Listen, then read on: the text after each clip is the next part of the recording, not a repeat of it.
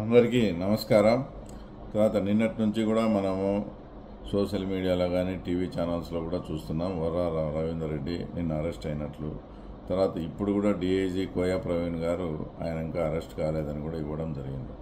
అంటే మనం ఒక విషయాన్ని సునిశ్చితంగా కనుక గమనిస్తే వైసీపీకి చెందిన సోషల్ మీడియా వల్లే నిన్నంతా కూడా వర్రా రవీందర్ రెడ్డి అరెస్ట్ అయినారని పెట్టడం, తర్వాత మళ్ళీ వాళ్ళే ఈరోజు తప్పించుకున్నాడని మళ్ళీ వాళ్ళే పెట్టడం, ఇదంతా చూస్తూ ఉంటే దీని వెనుక భారీ కుట్రకోణం ఏదైనా దాగి ఉందేమో అనే అనుమానం కలుగుతుంది. అంటే ఎందుకంటే ఇప్పుడు అరెస్ట్ అయినామని చెప్పడం, వాళ్ళే తప్పించుకున్నామని చెప్పి వాళ్ళే అతనికి ఏదన్నా కానీ ప్రమాదం సృష్టించి అతని ప్రాణానికి ఏదన్నా హాని చేసి అప్పుడు ఆ నెపం అంతా కూడా ఆంధ్ర పోలీసుల మీద కానీ అలాగే తెలుగుదేశం పార్టీ మీద వేయాలనే ఒక భారీ కుట్ర జరుగుతుందనేది వచ్చి స్పష్టంగా మాకు అనుమానాలు వస్తున్నాయి.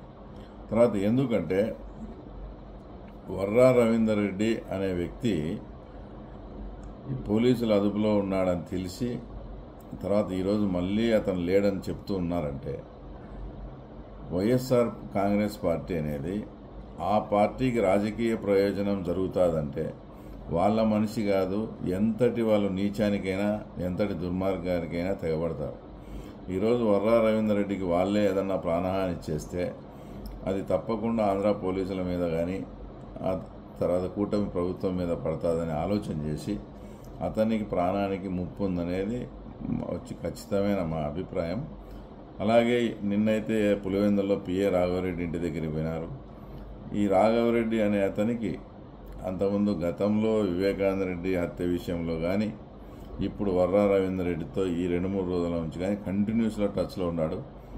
అతన్ని గన అదుపులోకి తీసుకొని విచారిస్తే ఇంకా చాలా చాలా విషయాలు కూడా బయటపడే పరిస్థితి ఉంది. కాబట్టి ముందు ఆ పిఏ రాఘవరెడ్డిని కూడా అరెస్ట్ చేసి వర్రా రవీందర్ రెడ్డి విషయంలో పోలీసులు చాలా అప్రమత్తంగా ఉండి ఏదైనా జరిగేదానికి అవకాశం ఉంది. కాబట్టి ఆ తర్వాత మీరు అతన్ని తొందరగా అదుపులోకి తీసుకొని కోర్టులో హాజరు పెట్టాలని కూడా మిమ్మల్ని మరీ కోరుతున్నాను. మీకు అవేర్నెస్ చెప్తున్నాను, మిమ్మల్ని హెచ్చరిస్తున్నాను.